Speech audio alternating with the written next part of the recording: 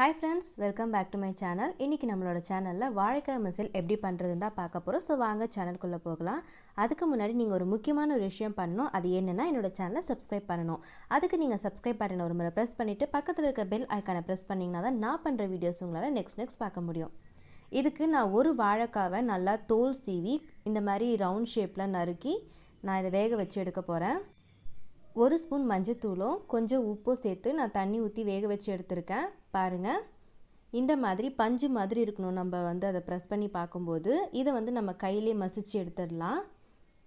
இதுக்கு அப்புறம் நம்ம எப்படி இது தாளிப்பு பண்ணலாம்ன்றத பாப்போம். ஒரு panல நான் 1 ல இருந்து 2 ஸ்பூன் எண்ணெய் ஊத்தி தாளிப்புக்கு கடுகு 1 ஸ்பூன், உளுத்தம்பருப்பு 1 ஸ்பூன் போட்டுருக்கேன். ஒரு பெரிய பச்சை மிளகாவை நான் பொடியா நறுக்கி போட்டுருக்கேன். அதுக்கு அப்புறம் ஒரு வெங்காயம், ஒரு வாழைக்காய்க்கு ஒரு வெங்காயம், ஒரு பச்சை மிளகாய் இப்படி எடுத்துக்கங்க. காரம் நமக்கு கரெக்ட்டா இருக்கும்.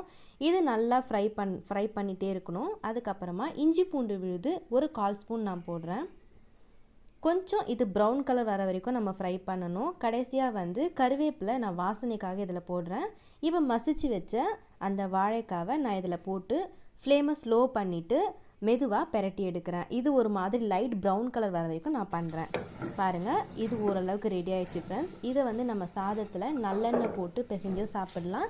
நம்ம பொரியல் மாதிரியே தொட்டு சாப்பிடலாம். ரொம்ப நல்லா இருக்கும். நீங்க வேணும்னா இதல தேங்காய் துருவல் ஆட் பண்ணிக்கலாம். இதுதான் என்னோட ஃபைனல் அவுட்புட் வாழைக்காய் மசியல். இந்த டிஷ் உங்களுக்கு ரொம்ப பிடிக்கும் நான் நம்புறேன். பிடிச்சிருந்தா லைக் பண்ணுங்க, ஷேர் பண்ணுங்க, என்னோட சேனலை Subscribe பண்ணுங்க. Thank you.